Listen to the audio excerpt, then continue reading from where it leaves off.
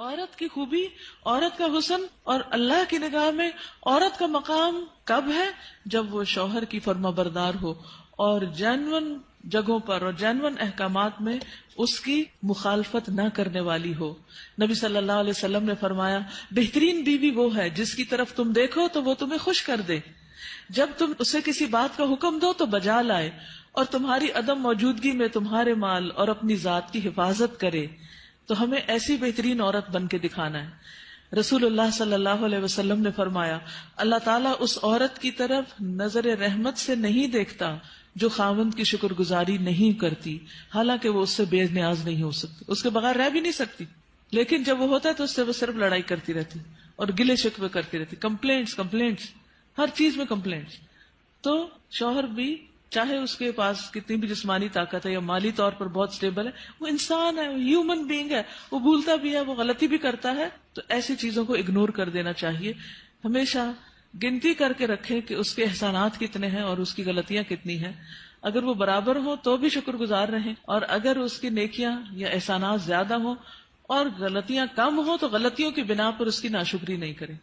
تو آپ نے خصوصاً اپنے ہسبینڈس کو تھینک یو بولنا ہے، لکھ لیجئے، اور جو ابھی نہیں بول سکتے وہ آئندہ زندگی کے لیے لکھ لیں، دلوں میں لکھ لیں کہ شوہر کے شکر گزار رہنا ہے۔ اور یہ شکر گزاری آپ کے اپنے اندر اور آپ کے گھر میں اور آپ کے تعلقات میں خوشگواری پیدا کر دے گی۔ آپ دیکھیں گے کہ وہ شاید منتظر ہوں اس بات کے کہ کسی وقت آپ خوش ہو جائیں ان سے، کیونکہ آپ دیکھیں وہ آپ کو خوش کرنے کی کوشش میں لگے رہتے ہیں، اور آپ جب خوش نہیں ہوتے تو بےچارے وہ بھی ناخوش ہو جاتے۔ تو جب آپ خوش ہوں گے تو آپ کو دیکھ کر وہ دگنے خوش ہو جائیں گے، جب وہ دگنے خوش ہوں گے تو آپ تگنی خوش ہو جائیں گے، اور یوں خوشیوں کا سلسلہ بڑھ جائے گا۔ پھر اسی طرح عورت کے اوپر یہ بھی لازم ہے کہ وہ اس طریقے پر رہے کہ شوہر دیکھے تو خوش ہو جائے، یعنی بیوی کا حال حلیہ، اس کا اٹھنا بیٹھنا، بات کرنے کا انداز، معاملہ کرنے کا انداز، یہ شوہر کے لیے ایک اٹریکشن کا باعث ہو۔ یعنی اگر شوہر کو کسی خاص قسم کا لباس پسند ہے تو ایز لانگ ایز وہ شریعت کی حد کے اندر ہے تو عورت کو وہ پہننا چاہیے۔ اگر کہیں جانے کی بات ہے یا گھر کو کسی خاص انداز میں رکھنے، یا کوئی شادی شدہ زندگی میں بہت سارے معاملات باہم ایک دوسرے کے ساتھ مل کے کیے جا رہے ہوتے ہیں، تو ایسی تمام چیزوں میں شوہر کے ساتھ تعاون اور اس کی مدد اور اس کو خوش کرنا جو ہے وہ لازم ہے۔ یعنی اپنی شرم و حیا کی بھی حفاظت کرے، اور گھر پر جو بھی اس کے کسٹڈی میں شوہر کا مال یا راز یا کوئی بھی چیز ہے ان سب کی بھی حفاظت کرنے والی ہو۔ مال کی، گھر کی حفاظت، پیسے ضائع نہ کرے۔ یہ نہیں کہ شوہر کے گھر، شوہر کے مال اور شوہر کی تنخواہ اور شوہر کی پراپرٹی میں سے چھپ چھپا کے میکے والوں کو مت بھیجتی رہے۔ بہت سے فساد اس وجہ سے ہوتے ہیں کہ سسرال کو دینے کے لیے تو نمبر 2 مال ہوتا ہے، اور میکے کو بھجوانے کے لیے پسندیدہ چیز۔ قدرتی بات ہے کہ انسان کی جو اٹیچمنٹ ہوتی ہے وہ ماں باپ سے بہت زیادہ ہوتی ہے، ایک ایسی خیرخواہی ہوتی ہے جس میں دنیا کی کوئی دوسری چیز شریک ہی نہیں ہو سکتی۔ ظاہر ہے جنہوں نے جنم دیا، جنہوں نے پالا پوسا، ان کے ساتھ محبت اور خیرخواہی کیسے نہ ہو، وہ تو ہوگی، لیکن اس کی بھی حدود ہے، وہ حد سے آگے نہیں بڑھنی چاہیے کہ شوہر کما کے لائے اور ہر وقت عورت شکوہ کرے، پورا ہی نہیں پڑتا، ہوتا ہی نہیں، ہے ہی نہیں، یہ بھی نہیں، وہ بھی نہیں، وہ بھی نہیں، اور پیسے بٹورتی چلی جائے اور ادھر سے چھپ چھپا کے دوسری طرف دیتی چلی جائے۔ نہیں، حتیٰ کہ فی سبیل اللہ بھی اگر عورت کو دینا ہے تو شوہر کی رضامندی ضروری ہے، یعنی شوہر کا مشورہ بھی ہونا چاہیے اس میں۔ پھر اسی طرح یہ ہے کہ بولنے میں اچھی ہو۔ رسول اللہ صلی اللہ علیہ وسلم نے فرمایا کنواری عورتوں سے نکاح کرو کہ وہ شیریں گفتار ہوتی، یعنی کہ ان کے بولنے میں مٹھاس ہوتی اور تھوڑی چیز پر جلد خوش ہو جاتی، یعنی شکر گزار ہوتی، کیونکہ زیادہ دنیا نہیں دیکھی ہوتی اور مطالبے بھی کم ہوتے۔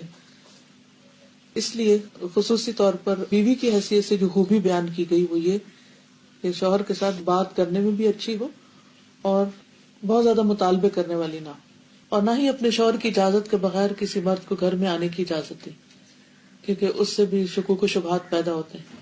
پھر اسی طرح شوہر کے مال میں سے اس کی مرضی کے بغیر تحفہ یا صدقہ نہ کرے، کیونکہ کمانے والا مرد ہے، یا تو عورت کا اپنا ذاتی مال، یعنی اگر پیرنٹ سے ملا ہے یا انہیرٹ کیا ہے یا وہ خود کماتی ہے تو اس میں تو اپنی مرضی سے جو بھی وہ کرنا چاہے، لیکن اگر شوہر کی طرف سے کچھ ملا ہوا ہے تو اس میں اس سے مشورہ کرنا اور اس کی اجازت لینا ضروری ہے، کیونکہ اصل مالک بہرحال شوہر ہے.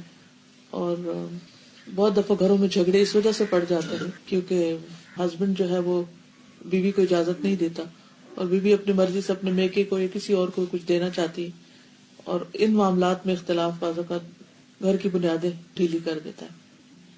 عورت کے اوپر یہ بھی ذمہ داری عائد ہوتی ہے کہ وہ اپنے شوہر کی اطاعت کے ساتھ ساتھ اس کی خدمت بھی کرے.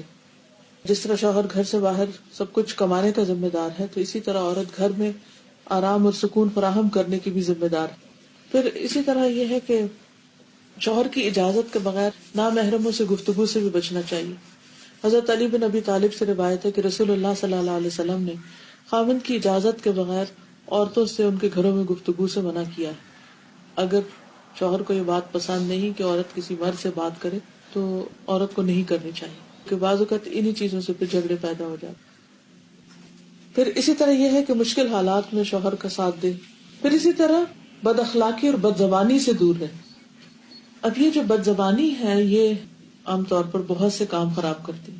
انسان کی زبان ہی ہوتی ہے جو اس کو عزت دیتی ہے، اور زبان ہی ہوتی ہے جو اس کو ذلیل کر دیتی ہے. اگر ایک زبان انسان کنٹرول کر لے تو اللہ تعالیٰ اور بندوں دونوں کے سامنے انسان سرخرو ہو جاتا ہے. اس لیے انسان سوچ سمجھ کر بات کرے. پھر اسی طرح یہ ہے کہ بد دعائیں نہیں دینی چاہیے، نہ اپنے آپ کو، نہ بچوں کو، نہ شوہر کو، اور نہ کسی اور کو. کیونکہ اگر کوئی دوسرا بد دعا کا مستحق نہ ہوا تو وہ بد دعا واپس پلٹے گی، جس نے دی ہے اسی کو آ کے لگے گی. رسول اللہ صلی اللہ علیہ وسلم نے فرمایا بد دعا نہ دیا کرو، نہ اپنے اوپر، نہ اپنی اولاد پر، نہ خادموں پر، نہ مالوں پر. کہیں ایسا نہ ہو کہ وہ قبولیت کی گھڑی ہو کہ جس میں اللہ تعالیٰ سے مانگا جائے تو وہ دعا قبول ہو جائے اور پھر انسان خود ہی پچھتائے. لیکن ریلیشن شپ کے اندر کچھ چیزیں ایسی ہیں جن کا خیال رکھنا بہت ضروری ہے، اور ان چیزوں کو ضرور ذہن میں رکھنا چاہیے جو تعلقات کی خرابی کا باعث بنتے ہیں. ٹھیک ہے، کچھ چیزیں تو وقتی طور پہ انسان کی طبیعت مزاج کا حصہ ہوتی ہیں، کچھ بچپن کی دو مختلف گھرانوں سے اٹھان ہوتی ہے، اور پھر مرد اور عورت کا جو بایولوجیکل ڈفرنس ہے وہ بھی بیچ میں بہت اہم رول ادا کرتا ہے. لیکن ان سب چیزوں کے ساتھ ساتھ کچھ فیکٹرز کو سامنے رکھنا چاہیے. اس میں جو چیز عموماً خرابی کا باعث بنتی ہے وہ بدگمانی ہے. جب کسی پہ شک ہونے لگتا ہے تو وہ شک انسان کو ختم کر دیتا ہے، انسان کا چین لوٹ لیتا ہے. ہسبینڈ وائف کے درمیان محبت کو قائم رکھنے والی چیز اعتماد ہے. جب تک ایک دوسرے پر اعتماد اچھا ہوتا ہے تو خواہ ایک دوسرے سے دور بھی ہوں تو کچھ مشکل نہیں ہوتی، دونوں اپنی اپنی جگہ سیٹسفائیڈ ہوتے. لیکن قریب رہ کے بھی اگر بد اعتمادی کی فضا آ جائے، شک آ جائے تو خوشیاں ختم ہو جاتی ہیں. اس لیے حد الوسع یہ کوشش کرنی چاہیے کہ ان کاموں سے بچا جائے جو ایک دوسرے کو پسند نہیں. جو چیزیں ہسبینڈ کو پسند نہیں، بیوی کو ان سے بچنا چاہیے. اسی طرح بد اعتمادی، اعتماد کے ساتھ ساتھ تنگ نظری سے بچنا چاہیے، نیرو مائنڈڈ نہیں ہونا چاہیے، اور ایک دوسرے کے ساتھ ایک دوسرے کی چھوٹی چھوٹی بات کو مائنڈ نہیں کر لینا چاہیے. کیونکہ بعض اوقات جب شادی ہوتی ہے تو دونوں میں سے کسی ایک کی یا دونوں طرف کی ایک پوزیسو ایٹیٹیوڈ جو ہوتا ہے کہ بس دوسرے شخص کا سب کچھ ہی میرا ہے. اور جب ہم دوسرے سے محبت کرتے ہیں یا محبت کا اظہار کرتے ہیں تو پھر ہم کیا چاہتے ہیں کہ یہ شخص بس اب کسی اور کی طرف توجہ نہ کرے. اگر شوہر ہے تو اگر وہ ماں سے بھی بات کرے گا تو بیوی کو کھلنے لگتا ہے کہ ماں کا سر ماتھا کیوں چوم رہا ہے. اگر بہن بھائیوں سے بھی بات کرتا ہے تو وہ بھی بعض اوقات برا لگنے لگتا ہے. یہ تنگ نظری نہیں ہونی چاہیے، دل کھلا ہونا چاہیے. جو محبت میں آپ کا حصہ وہ آپ کا ہے، بیوی کی جگہ اور کوئی نہیں ہو سکتا. لیکن یہ بھی یاد رکھیے کہ جس ماں نے تکلیف اٹھا کے جنم دیا ہے اور سالوں سال دعائیں مانگ مانگ کے اس کو پالا ہے اور بڑا کیا ہے اور اس منزل تک پہنچایا ہے کہ جب وہ کامیابی کے ایک اعلیٰ منزل کو پہنچا تو اب آپ کے ساتھ اس کا ریلیشن شپ ہو رہا ہے، تو جس نے یہ ساری منزلیں طے کی ہیں اس کا حق اپنی جگہ ہے. اس حق کو کبھی فراموش نہیں کرنا چاہیے، بلکہ شوہر کی مدد کرنی چاہیے کہ وہ اپنی ماں کا خیال رکھ سکے اور اس کا ساتھ دینا چاہیے. اگر وہ کسی قسم کی کمی کوتاہی کر رہا ہے تو ایک اچھی بیوی کی خوبی یہ ہے کہ وہ اس کو توجہ دلائے کہ تمہاری ماں تمہارا انتظار کر رہی ہے. پھر کچھ اور چیزیں ہیں کہ جن کی وجہ سے تعلقات اچھے نہیں ہوتے، اور وہ ہیں ڈسفنکشنل کمیونیکیشن، اچھی کمیونیکیشن کا نہ ہونا. کامیاب شادی کے لیے ہسبینڈ وائف کی کمیونیکیشن کا اچھا ہونا بہت ضروری ہے. اور اگر ابھی تک ہم نے کمیونیکیشن کے گر یا سکلز نہیں سیکھے تو ہم میں سے ہر ایک کو سیکھنے چاہیے. اچھے انسان کے دل کی ضروریات ہوتی، یہاں ایمان ہونا چاہیے، اسپرچولیٹی ہونی چاہیے. کچھ اس کے پیٹ کی ضرورت ہے، اس کو کھانا کھانا ہے. تو آپ صرف شوہر سے کسی شیکسپیئر کے اوپر باتیں کر کر کے اس کو راضی نہیں کر سکتے کہ آپ نے بہت کچھ پڑھا ہوا تو آپ اس کو روز ایک نئی کہانی سنانے لگتے ہیں. اس سے وہ خوش نہیں ہوگا جب تک آپ کھانا اچھا نہیں دیں گے. اور پھر اسی طرح شادی کا اصل مقصد کیا؟ ہسبینڈ وائف کی سیکشل نیڈز بھی ہیں. اب اگر آپ کھانا بھی اچھا پکا رہے ہیں اور آپ باتیں بھی بہت اچھے کر رہے ہیں اور بڑے اسپرچل بھی ہیں، بڑا ایمان ہے آپ کے اندر، لیکن ہسبینڈ اگر آپ کو بلاتا ہے تو آپ موڈ آف کر لیتے ہیں اور اس کی ضرورت پوری نہیں کرتے، یا اس کے ساتھ محبت سے پیش نہیں آتے، یا اپنی محبت شو نہیں کرتے، تو بھی غلط بات ہے، ریلیجسلی بھی غلط بات ہے. تو یہ چیز بھی بعض اوقات جھگڑوں اور فساد کا باعث بنتی. ٹھیک ہے، انسان کے موڈ اپ اینڈ ڈاؤن ہوتا ہے، کبھی دل نہیں بھی چاہتا، لیکن اس وقت انسان یہی سوچے کہ اگر میرے اندر کسی چیز کی طلب ہو اور کوئی اور مجھے پریونٹ کر دے اس سے، تو پھر میرا کیا ہوگا؟ تو اس وقت مجھے اگر نہیں بھی ضرورت اور ہسبینڈ کی ایک ضرورت ہے تو دونوں کے درمیان جب ہی نبھے گی نا جب ایک دوسرے کی ضروریات کا خیال رکھیں گے. تو جب انسان کبھی اپنے من کو مار کے دوسرے کو خوش کر دیتا تو اللہ تعالیٰ اس کے عوض اس کو اس سے بڑی خوشی عطا کرتا ہے. تو ان چیزوں کا خیال رکھنا ضروری ہے. پھر اسی طرح یہ ہے کہ بے تکلف ہو لیکن شاؤٹ نہیں کریں ایک دوسرے پر. احترام اپنی جگہ قائم رہے، کیونکہ چیخ چلا کے بات کرنا، دور سے شاؤٹ کرنا، اس سے بھی ایک دوسرے کے لیے بعض اوقات دل جو ہے وہ ایک دوسرے سے تنگ ہونے لگتے ہیں. پھر ایکیوزنگ بہیویئر نہ ہو کہ ہر چیز میں آپ تو ہم کو ٹائم ہی نہیں دیتے اور آپ تو بہت ہی مصروف رہتے ہیں اور آپ تو ایسا ہے اور ویسا ہے. جب آپ ایکیوزنگ ٹون میں ہر وقت بات کرتے ہیں تو دوسرا بیزار ہونے لگتا ہے.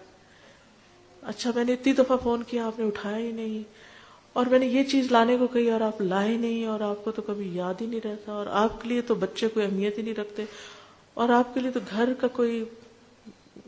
گھر کچھ ہے ہی نہیں، وغیرہ وغیرہ.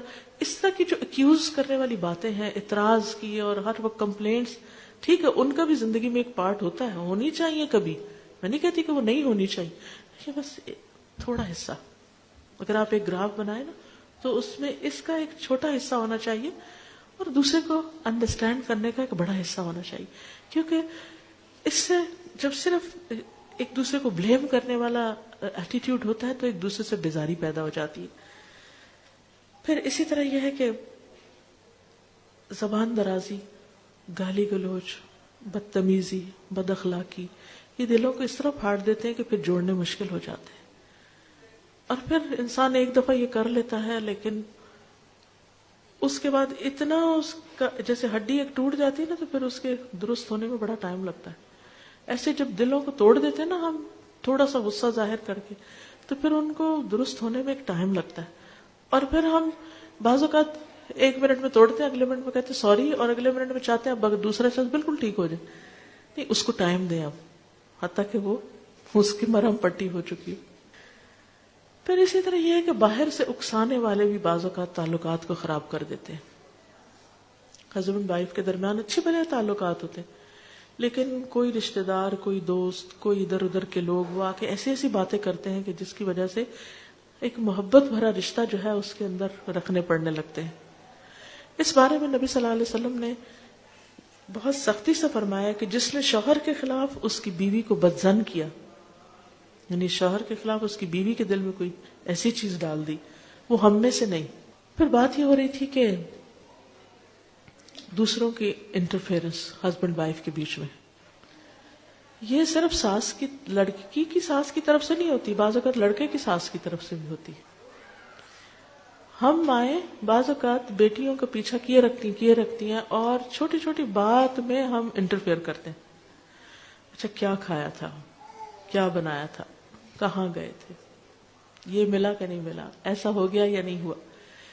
ان باتوں کی وجہ سے بعض اوقات بہت گڑبڑ ہو جاتی ہے. بچوں کو ایک فریڈم دینی چاہیے کہ آپس میں ایک دوسرے کے ساتھ انڈرسٹینڈنگ کریں، کیونکہ کر ہم محبت میں رہے ہوتے ہیں لیکن الٹا دشمنی کر رہے ہوتے ہیں. ایک اور حدیث میں آتا ہے عورت شوہر کے معاملے میں کسی دوسرے کی بات نہ مانے، کسی دوسرے کی، حتیٰ کہ پیرنٹس کی بھی. آپ کو پتا ہے کہ والدین کی اطاعت فرض ہے. اللہ تعالیٰ نے قرآن پاک میں کیا کہا؟ اللہ کی عبادت کرو اور ماں باپ کی بات مانو. لیکن جب ایک عورت کی شادی ہو جاتی ہے تو اب اس کے لیے اس کا اصل گھر کون سا ہے؟ شوہر کا گھر ہے. اور اب اس کے لیے والدین کی اطاعت سیکنڈری ہے، شوہر کی اطاعت نمبر 1 ہو گئی ہے. پہلے والدین اس کی کفالت کر رہے تھے، اب شوہر اس کی کفالت کر رہا ہے. اب ایک نیا گھر بن رہا ہے. اس کے ڈسپلن میں کیا ہے کہ بیوی شوہر کی بات مانے، نہ کہ میکے کی ڈکٹیشن لیتی رہے روز ٹیلی فون پر. ایک دفعہ عورت ہو کے آتی ہے میکے سے تو موڈ بدلا ہوا ہوتا ہے. تو ایسی صورت میں اصل حکم کیا ہے کہ شوہر زیادہ اہم ہے. اب اس کی بات مانی. اور یہ کیوں اتنا سخت ڈسپلن رکھا گیا؟ کیونکہ جب تک ایک عورت کی وفاداری اس کے اپنے گھر سے نہیں ہوگی، گھر نہیں بنے گا. وہ بات میں ادھر بھاگی جا رہی ہے، یہ گھر خراب ہو رہا ہے. اب اس کی اہمیت، اس کی زیادہ اہم ڈیوٹی کیا ہے کہ اب وہ نئے گھر کی تعمیر کرے. اس لیے کہ شوہر نے مہر بھی دیا ہے، گھر دیا ہے، سب ضروریات پوری کر رہا ہے. اب آئندہ اللہ تعالیٰ نے ایک نئی نسل لانی ہے، ان کی تربیت ہے، ان کا کام ہے، اتنی ذمہ داریاں آنے والی ہیں. اب چھوڑو دھیان پیچھے کا، اب آگے کا سوچو.